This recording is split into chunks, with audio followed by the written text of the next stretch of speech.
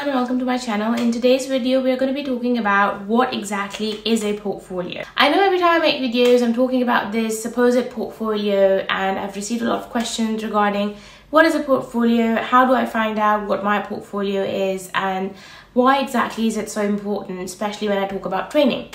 Portfolio is basically a term that people use in the UK to talk about their CVs, but it has a lot more than just a CV. A portfolio can be online, a portfolio can be a hard copy, a portfolio can be a soft copy, and all of the details of all the kinds of portfolios out there I'm going to talk about with you guys in this video. So let's begin. Basically, a portfolio holds everything that you've done, and if you are in a training program, you're given an online portfolio, and this depends on your training. So for anesthetics, it's lifelong learning, which is our online platform for portfolios. For ED, it's Kaizen. Same goes for medicine or gynae or any other specialty you belong to. You'll get an online portfolio, which you will definitely be paying for. It's not free. You're not just given it just because you're in training.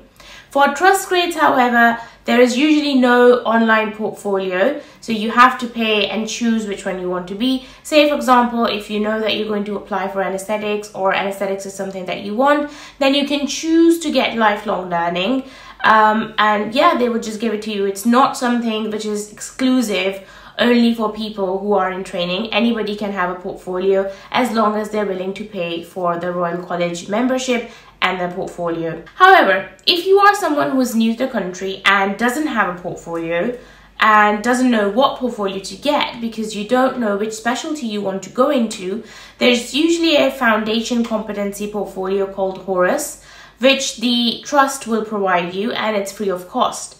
When I came to the country, I was a F2, and so I used the Horace portfolio to get sort of the things that you use a portfolio for, which we're going to be talking about next. So basically what a portfolio does is keep track of everything that you've done, and this not only includes exam prep or exam related things or further clinical bits, but it also includes a lot of other things that you are supposed to be doing, and it is part of your appraisal at the end of your year or your ARCP at the end of the year. This basically means that anything that you ever do in your life as a doctor in 1 year gets documented on this portfolio. And as I said, it is better to have an online portfolio because then you can get further kinds of evidences which you can get easily if you have a portfolio which is online. You can get it done through, I would say, by printing off forms, and I've seen people do it out of training. But if you can get the Horace, why not? And if you know you want to be a medic, then just get the medic one. If you want to be an anesthetist, get the anesthetic one, because there is so much more to a portfolio than just mere exams, which is what most of us think before we join the NHS and the GMC and the whole appraisal system. You have to document every single thing. So by that I mean all the clinical skills. Also, even if you have done patient discussions, if you have attended a conference, which you have to for CPD points every year, for GMC, you have to. I will make a separate video about appraisal. I know there's questions about that, separate topic. We'll make a video about it. But basically, your portfolio is you in the entire year. At the end of your year, that is your proof of whatever you've done. So it doesn't just include clinical skills. It includes any extra degrees that you did. It includes all the quality improvement projects, all the audits, any snapshot that you did. It includes any extracurricular stuff related to your training or your extracurricular stuff like volunteer work, or if you're doing research, or if you're doing, again, additional degrees, PG certs, diplomas, all of that stuff, it goes into your portfolio.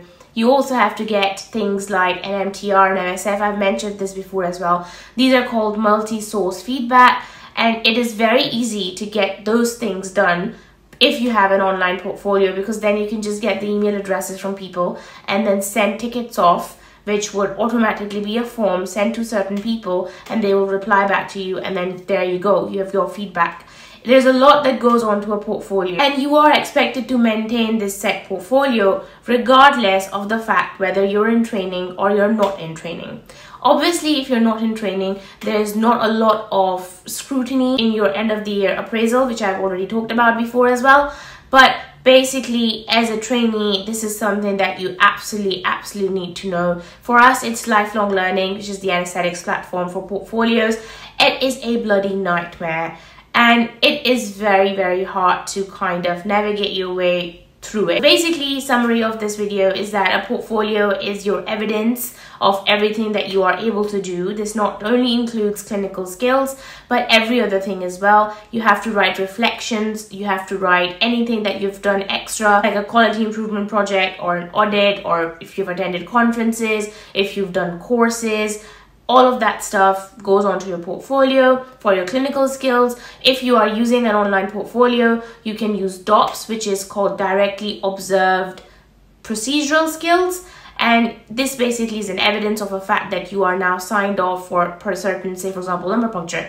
If you've done a few, you can send tickets to people and then they can sign you off. For people who are not in training, when I talk about building up a golden portfolio, again, you need to have a portfolio. You can't prove things which are in the self-assessment criteria for all trainings without a portfolio. Essentially, you need to keep everything in check in a portfolio. If you have any questions which I haven't covered in this video, or some things that you find are confusing, please let me know in the comments below or on Instagram as usual, and I will try to make a video about it as well. And I hope that you guys like this video. Give the video a huge thumbs up and subscribe to my channel if you have not already, and I will see you guys in my next video. Bye.